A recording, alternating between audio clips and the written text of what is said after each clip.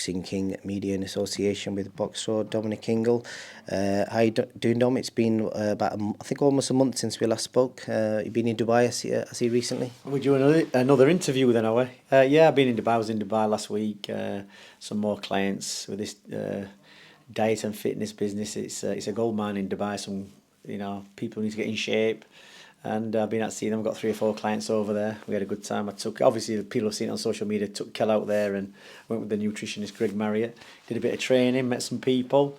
And if Kelly's going to do another camp, there's some options out there. We might be doing a world tour training camp, go to 3 or 4 different destinations, if he manages to, secure himself a fight. He's talking about it, but whether he does or not, I'm not sure.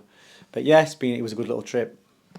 I'll start with Kell actually, seeing as you mentioned him there. I don't think I've spoken to you since I interviewed Kell. I think it was his first interview since the video leaked of him online.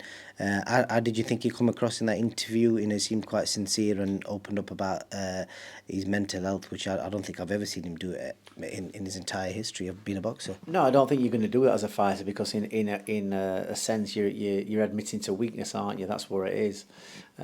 So fighters are very guarded about their mental health. But to be honest, they're very emotional people anyway, fighters, and that's probably why, they do what they do. But yeah, it came across well, and I've seen a change in Kell. He's a lot more relaxed now outside of his boxing persona, and it's just stuff he's got to deal with. And I think he realises now at 30, I think it was 37, 36, he's got to start developing a personality and a persona outside of boxing instead of being Kell Brook the boxer. He's talking about having another fight. Whether that's, he's got the lust for it again, or he wants the money, or he feels a bit lost, I'm not sure. But it's got to be a fight, whichever way it is, that's just got to motivate him and wet his lips and be a challenge. Because, the money's the money. With Kelly's always been a very competitive person, and that's what drives him. I mean, the drive he had for the Khan fight was unreal. It was only matched by the Porter camp.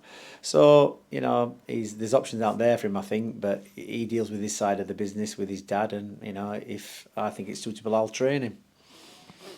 Talking of that, obviously he was at the Sky Show yesterday as well, and he did an interview, and he basically, I think his message is to Eddie Hearn to show me the money, basically, give him the right offer, and I'll be interested.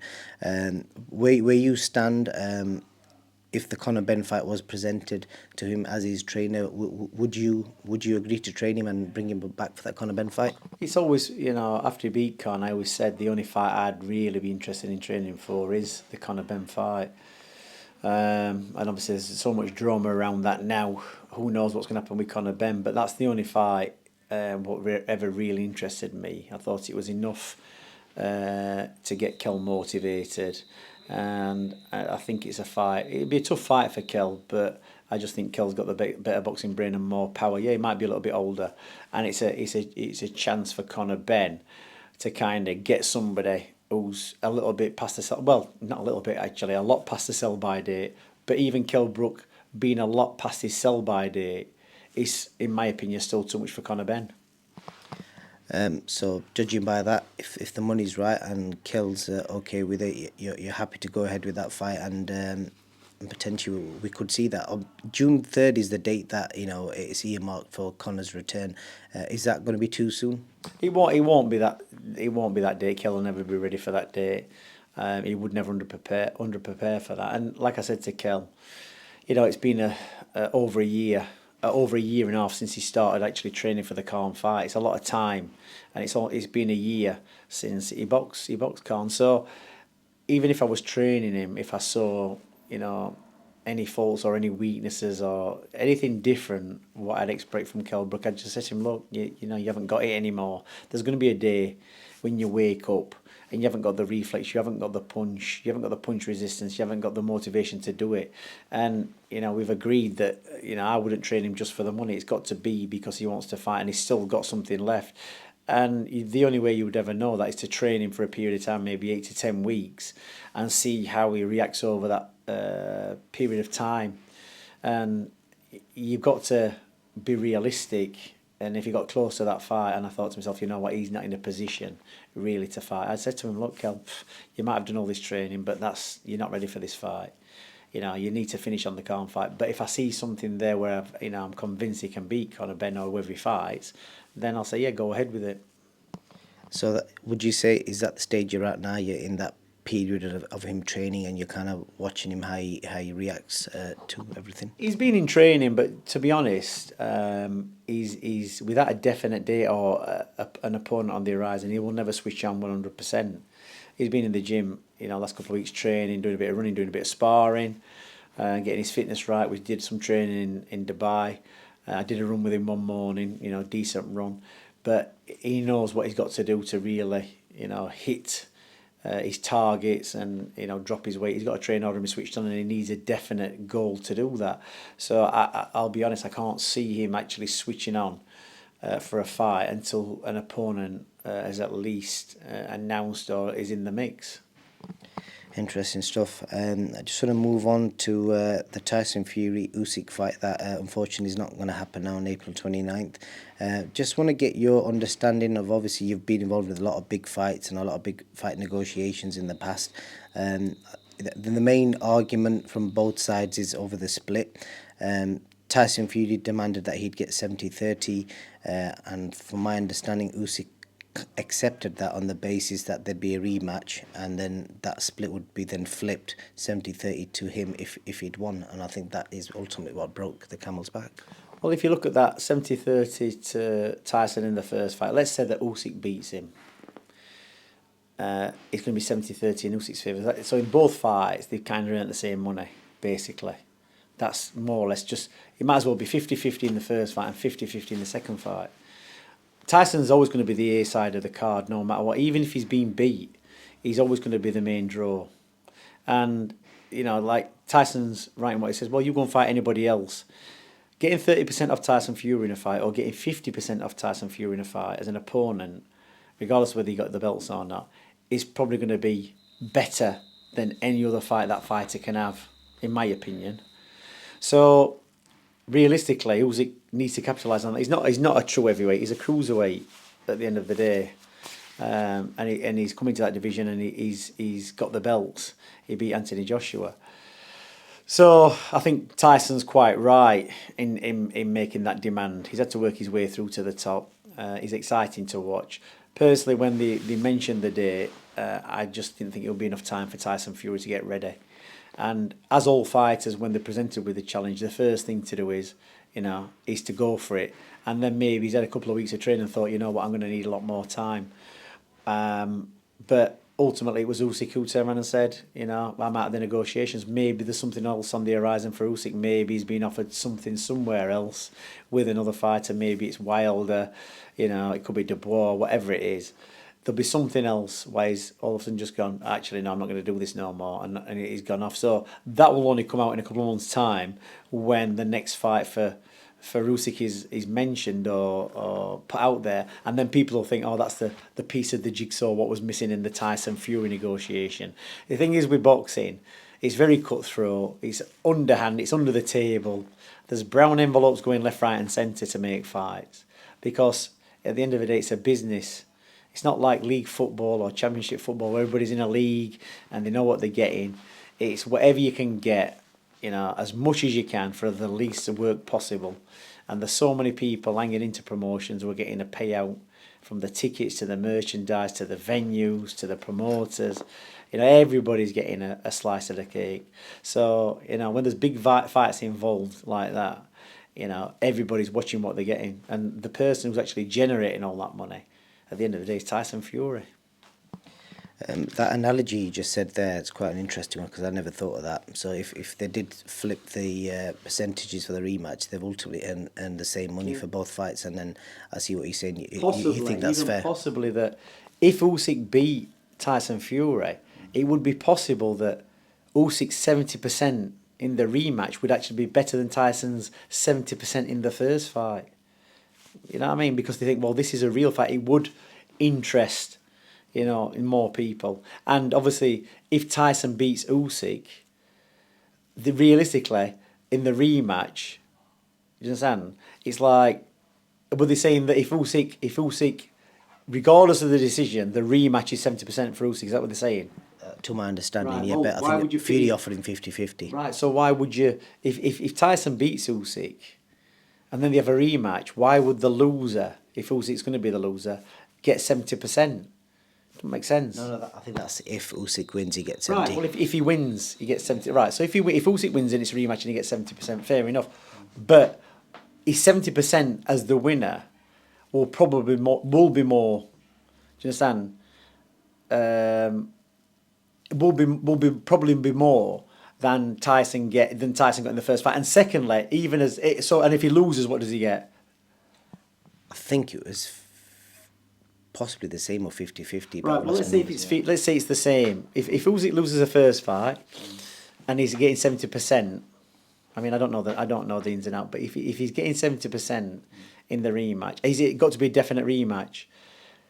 Regardless of the result, there's going to be a rematch, right? So if Usyk loses, and he's going to get 70% as the loser in the rematch, that levels it out, and it would probably generate more money than Tyson's first 70% because there's a lot more interest there.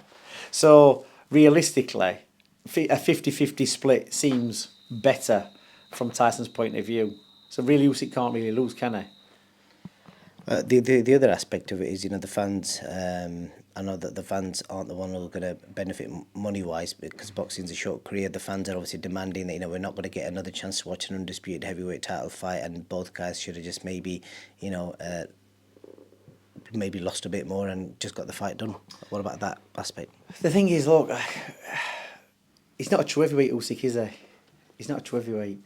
Realistically, you ask the public, even now probably. But he beat Anthony Joshua, who's, if you compare him to a lot of the heavyweights out there, he's huge. He's probably one of the biggest heavyweights out there, size-wise, compared to Yeah, he is, but it don't matter how big they are, does it? It's about the boxing ability. And the simple fact is that Usyk's a better boxer than Anthony Joshua. So when Anthony Joshua came through, he was playing in a field where there wasn't a lot of competition. Tyson Fury was on his ban. Klitschko, when he beat Klitschko, was on the way out. Tyson Fury had already beat him. That was one of his hardest fights. So it took time for the rest of the playing field to catch up with him when he became champion. Tyson Fury came off his ban. Deontay Wilder started coming through. So the competition got a lot better. So, and in my opinion, he was having it that easy with fights that it was almost a given he was going to be winning. And then comes along the little fella from Mexico, Andy Ruiz. Do you understand? Off the back of baby Jake Miller or Jake Miller, whatever, getting a ban. And I just remember people saying to me, oh, Anthony Joshua's flying left, right and centre. He's in Miami. He's doing a tour of America. I'd almost, it's going to be an easy fight, this with Ruiz. And then what happens, them hard fights become a nightmare. And that was his nightmare fight. And he got exposed in that fight by a little, fat Mexican, so to speak, who probably saw the opportunity of a lifetime and took it. Whereas Joshua probably thought he'd already made it. So the whole landscape changed. Then Tyson Fury started coming through. And it started getting a lot more difficult. So Usyk had his chance. A good boxer, a good boxer, will always beat Anthony Joshua, because Anthony Joshua, if I had to talk about attributes, the counter argument to that, AJ came back and chose a different game plan and used boxing ability to outbox Andy Ruiz. All right, then let's use that then. Well, why didn't he do that the first time? And I'll tell you why. And I'll tell you why I didn't do it the first time. Because there's too many people counting the money, taking their eye off the ball, who he's paying to keep their eye on the ball, but they're too busy doing the business. Oh, yeah, Andy Ruiz will be all right. You deal with him, Anthony, no problem. What? You got knocked out? Jesus, that was supposed to happen. That's what happens. Because with fighters, there's got to be somebody who can protect them from themselves. Because fighters, once they start winning, like my dad used to say, they think like Nazim Ahmed, he became chocolate and thought he could eat himself. Well, talk about the 7-year-old Nazim Ahmed who hung on to every single word that the mentor tells them. Then they get to 20 odd years old and all of a sudden they, in their mind, surpass the master or the mentor or whatever. Yeah, they might do physically, but experience and brain power wise, they don't. And it's same with Anthony Joshua. Yeah, you start getting wins because you've been carefully promoted by Eddie Hearn. Robert McCracken's looking at the opposition and picking out the easiest route through for you. But then all of a sudden you have to fight somebody. Do you understand? And it was the worst thing you can ever do in boxing is train for an opponent and then 3 weeks before the opponent changes to somebody completely different. And the difference between baby Jake Miller and Andy Ruiz is not the same. Is Miller a southpaw? I'm not sure. No. All right, whatever. But he's not the same fighter. Now, just a bigger guy and different style. But so at this point, Andy Ruiz has got nothing to lose. It's probably the biggest payday of his career. And he can always say, well, I only had 3 weeks' notice. Was it 3 weeks? Maybe 3, 4 weeks. Well, we're off prepared.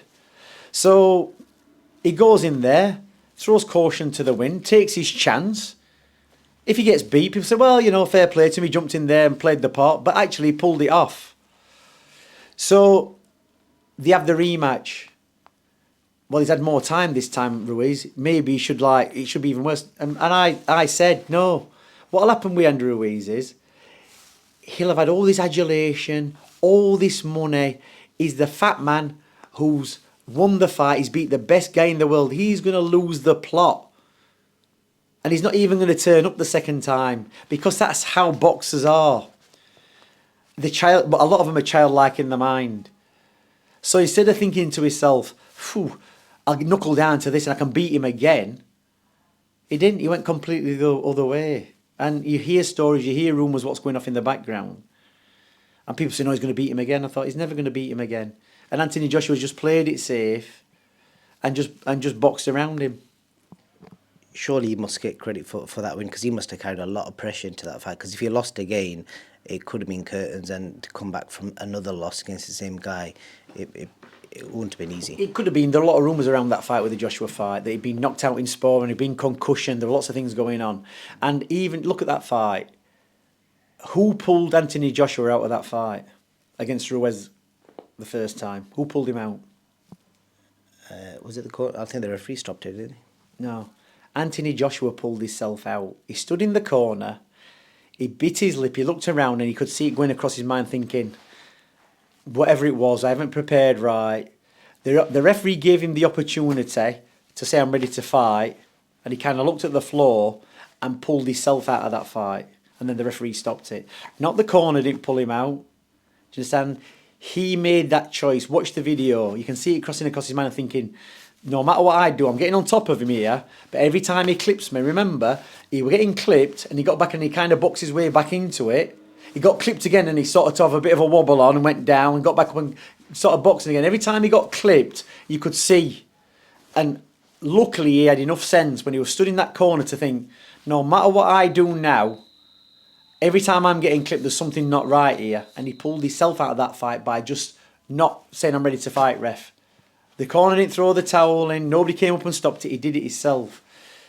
And then he went back and reassessed, readjusted, and played it safe and boxed the way through. But that was the kind of... that's what he needed in the first fight. That's the kind of focus he needed. Instead of floating on thinking, I'm just going to start knocking everybody over. I could be completely wrong, what I'm saying. But that's what it looked like to me.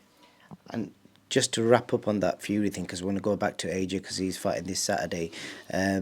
Timothy Bradley, I think he said yesterday, live on air during a boxing show in America, that he said that Tyson Fury's ducked Usyk. Do you feel that's the case, or do you think ultimately it's the money and he just wanted what he felt he deserved? Well, Tyson Fury's a traveller. They actually fight in the street for free. It's not in their nature, and it's certainly not in Tyson Fury's nature to duck anybody at all, especially a smaller guy. And Usyk might have outboxed Anthony Joshua because that's all he could do. He couldn't outpower Anthony Joshua, so he had to outbox him. But the thing is, Tyson Fury's got a boxing brain. He knows how to fight. He knows how to box. He knows how to nullify. He knows how to use his weight. And when people were thinking that Dillian Whyte was going to give him a fight, Tyson Fury gave him a boxing lesson. And Usyk is not good enough, big enough. He's got a good boxing brain, but Tyson Fury's got a good boxing brain to nullify or he can deal with it. So he doesn't need to duck Usyk. He's not scared of Usyk. So, I think Timothy Bradley's wrong with what he said there. And then going back to AJ's fight week, he's fighting Jermaine Franklin, who you saw, against Dillian White. But before we talk about the fight, we just seen yesterday that Jermaine Franklin's got a lawsuit going on with his promoter, Dimitri Salita. I've looked into the ins and outs of it. It appears to be over an issue regarding percentages and what he feels Salita should be getting. Should Salita be the lead promoter or the guy backing it, or whether it's somebody else? Your understanding of that, and could that be affecting him, going into a big fight like this? Every promotional deal, every promoter I've ever dealt with, whether it's Frank Warren or Eddie Hearn or Mick Hennessy, if they're investing in a fighter, it might be different in America because they have different rules. But if I'm a promoter and you're a boxer and I'm throwing my money into you to build you up, it's costing me money to do it because you're not a name. So I've built you up over 15 fights or whatever, or I've been giving you an opportunity to fight.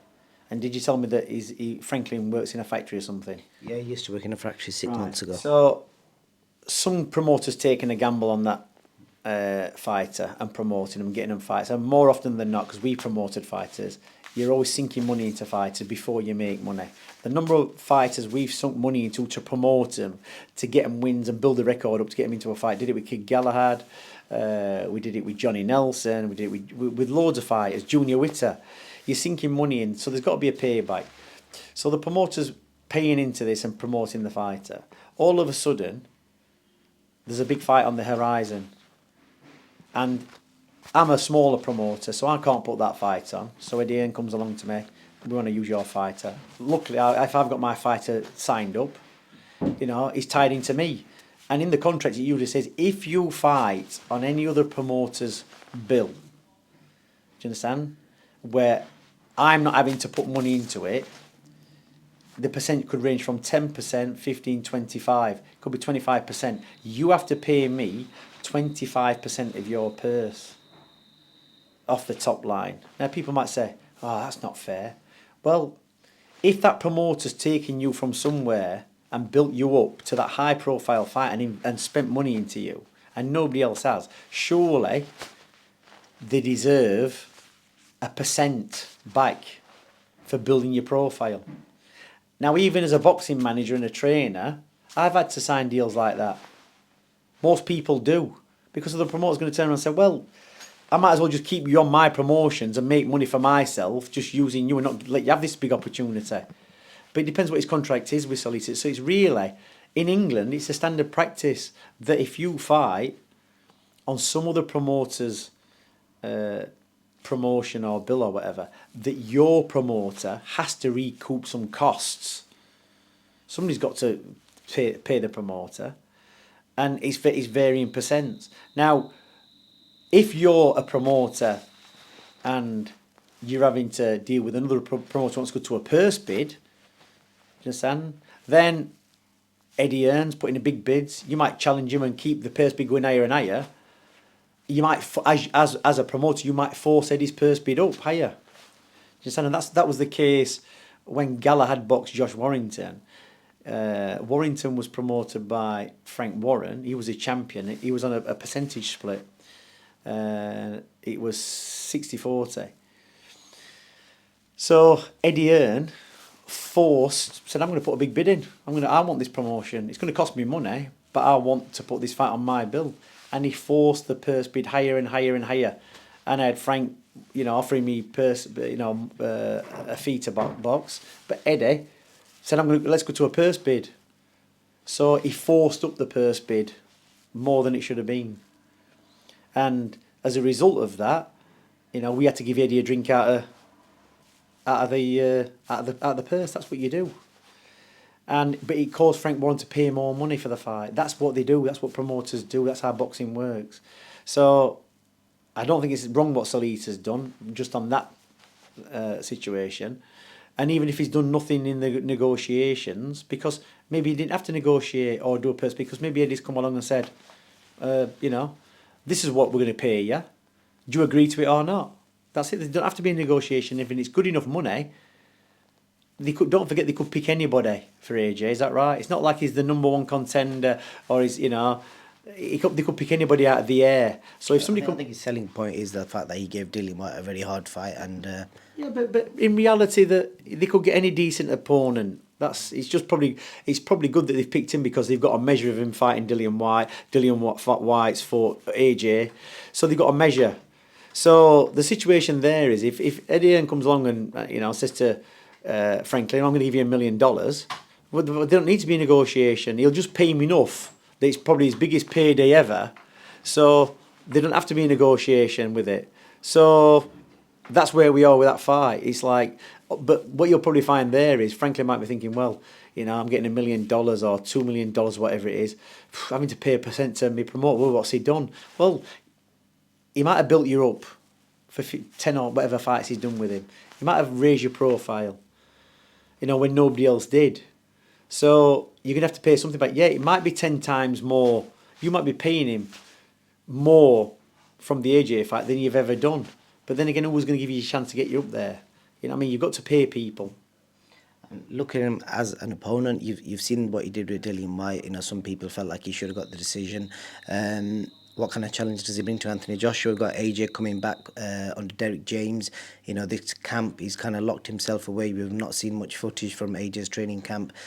Maybe seems quite deliberate. And it seems like there's less people around him. I know you've commented on people around him in the past. To my understanding, he's probably had two, 3 people with him in camp. With all that, said, how do you think it plays out? You've heard the phrase, closing the door when the horse has bolted. Let's just hope that it's not a little bit left too late with AJ, that he's done all this at a time when maybe he should have done it 5 fights back. He shouldn't have waited till he got beat by Usyk to do this. So he's got a good trainer with Derek James. He's well proven. He's got the Charlos. He's got Errol Spence. He's young enough to be ambitious, to be bothered, that when he's been handed a commodity like AJ, that he's going to try and make it work to the best of his ability when other trainers have kind of failed with him. Because if AJ doesn't perform in this fight, I don't think he's going to get away with the excuse that the coach wasn't right for me, because he's already proven in Derek James already. And I think Derek James has got AJ at the time when he's got to listen. Derek James has got a reputation where he can't afford for AJ to turn around and say, your coaching methods were no good and I didn't look great in that fight. So he's going to make sure he gets out of Anthony Joshua what he needs to get out of him, because he's going to put his name to it. And he can't be really undermined when he's got Errol Spence and the Charles. He can't be undermined by AJ saying, well, you're no good as a coach, can he?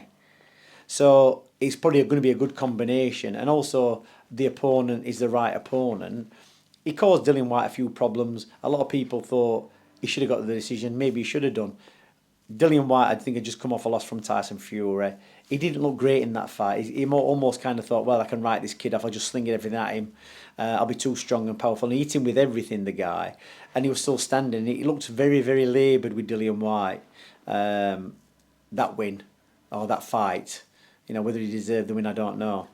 But so on paper, it should be a safe enough fight for AJ, all things considered. Considered he got beat by Usyk twice. He finished on his feet. I know people thought he was going to get stopped, or he was close to getting stopped. He finished on his feet against a very good boxer in Usyk, very clever. And, this opponent is not on the same level as Usyk. So he should win the fight comfortably. And he will be measured on this performance on Saturday. All the changes, the change of coach, getting rid of the hangers on. It's just going to be a case as, has he done it soon enough? Do you think it's soon enough? I think he should have realised this lesson a lot earlier on, AJ.